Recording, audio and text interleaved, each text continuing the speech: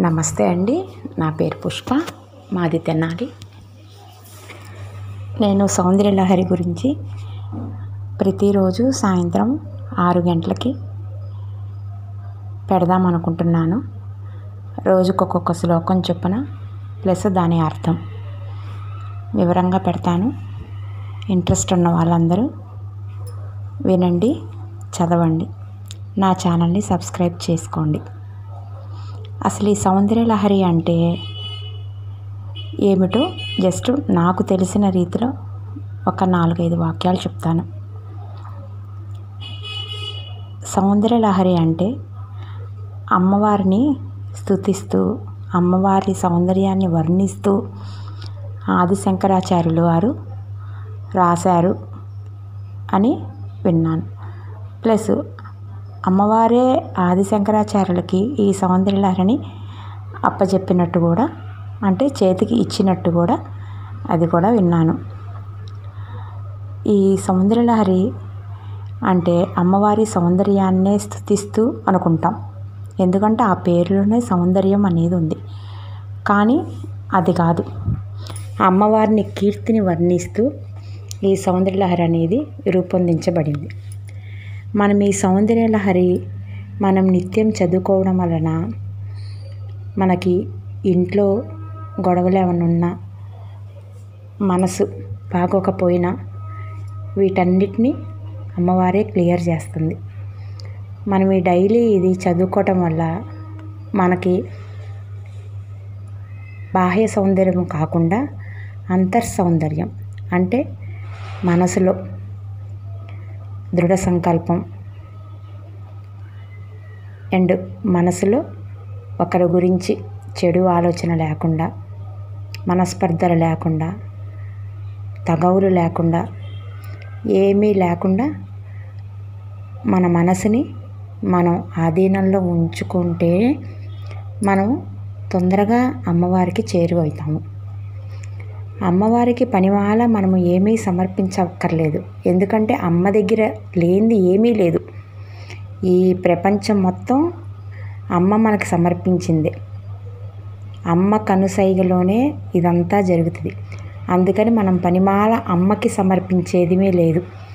మనం ఏమన్నా అమ్మకి సమర్పించాలనుకుంటే మన మనసు నిలకడగా ఉంచుకొని, మన మనసు భక్తి, ధ్యానం వీటిల్లో నింపుకొని మన మనసంతా అది అమ్మకి సమర్పించుకుంటే మనము అనుకోకుండా అమ్మకి దగ్గరవుతాము.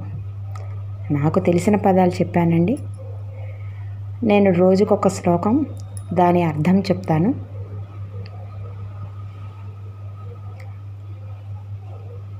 వినండి, చదవండి.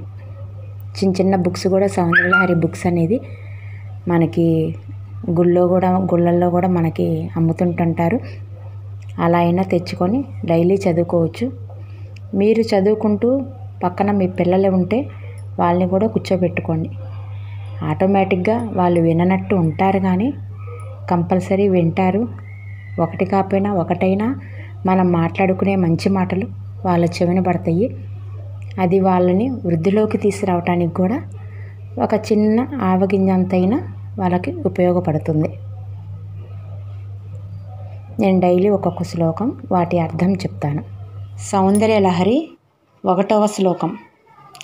శివః శక్త్యా యుక్తో యది భవతి శక్తః ప్రభవితుం నచేదేవం దేవో న ఖలు కుశలః స్పందితుమపి అతస్త్వామారాధ్యాం హరిహరవిరించాదిభిరపి ప్రణంతుం స్తోతుం వా కథమకృత పుణ్యః ప్రభవతి. అమ్మవారితో ఇలా అంటున్నారు ఈ 1వ శ్లోకంలో అర్థం. సర్వమంగళ స్వరూపుడైన పరమశివుడు పరాశక్తి అయిన నీతో కూడి ఉన్నప్పుడు మాత్రమే సకల సృష్టి నిర్మాణము చేయడానికి సమర్థుడై ఉన్నాడు. నీతో కూడి ఉండకపోతే అంతటి శుభప్రదుడైన పరమశివుడు సైతం కనీసం కదలడానికి కూడా అశక్తుడవుతాడు. హరిహర బ్రహ్మాదుల చేత మరియు వేదముల చేత కూడా ఆరాధింపబడే నీకు నమస్కారం చేయాలన్నా, స్తోత్రం చేయాలన్నా, కనీసం స్మరించాలన్నా పూర్వజన్మలలో చేసుకున్న పుణ్యబలం లేకపోతే ఎట్లా సాధ్యం అమ్మా అని ఈ 1వ శ్లోకం అర్థం. ఈ వీడియో కనుక మీకు నచ్చినట్లయితే లైక్ చేయండి, షేర్ చేయండి, మీ ఫ్రెండ్స్ అందరినీ కూడా సబ్స్క్రైబ్ చేసుకోమనండి. మీరు కూడా సబ్స్క్రైబ్ చేసుకోండి. ప్రతిరోజు సాయంత్రం 6 గంటలకి ఒక శ్లోకము దాని అర్థంతో డైలీ నేను వీడియో పెడతాను.